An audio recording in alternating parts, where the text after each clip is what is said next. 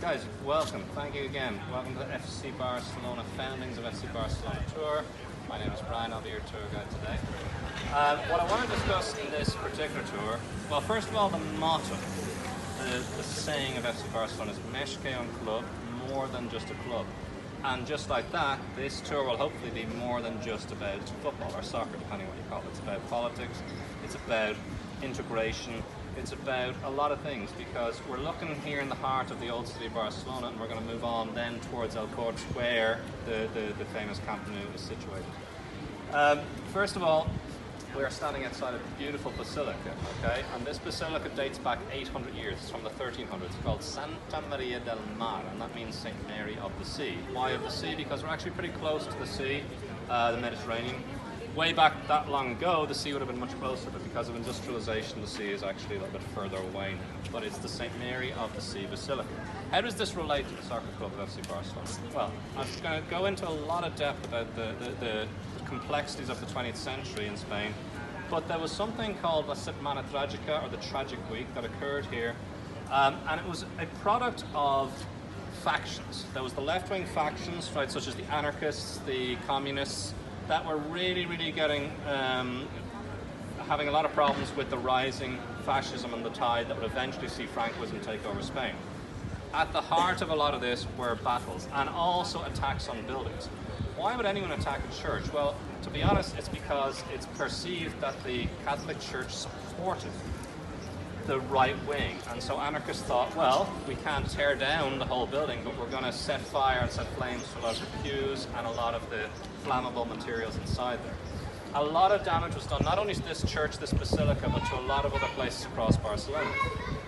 FC Barcelona was founded on the 20th of November 1899 in a location we're going to see a little bit later. However, even though that 30 years later they didn't have a lot of money, they still thought it was pretty important to fund as much as possible the reconstruction interior of this particular basilica. As a thank you, the Archbishop requested that stained glass be provided, one particular stained glass to show the crest of FC Barcelona. And if you don't know what that looks like, I'm going to show you guys on a visual. Alright? It's quite a special crest. So, FCB, Football Club Barcelona. Now, I'm going to break this down for you guys. This is the Senyera flag, okay? You see it above a number of buildings. It's, of course, famously above Passage del Pont there. This is the Catalan regional flag, the Senyera. This looks like a little England flag.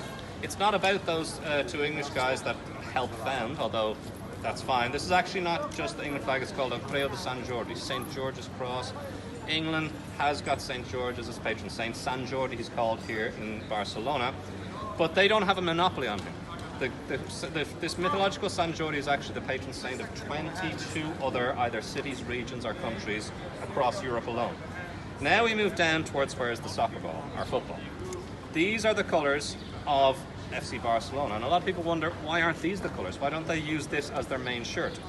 It's because the Swissman, Hans Gamper, was a big fan at home of FC Basel, and these are the colours of Basel, which is located in Switzerland. So already we're seeing a complicated escudo, or crest, and that crest was actually placed on stained glass inside the building. And it's quite hard to spot, so it's a nice little challenge. I'm going to give you guys about 10 minutes. I'm going to take you to the front. I'll just give you a little peek of what it sort of looks like. But that's about it. Okay, you have to look above, you have to look below. Not just that. Once we go inside and you guys go inside, you can look at that, but also appreciate the splendor and stunning basilica here that, as I said, is spanning 8 sections. Any questions about that? Okay, so I'll lead us to the front and then you'll go hunting.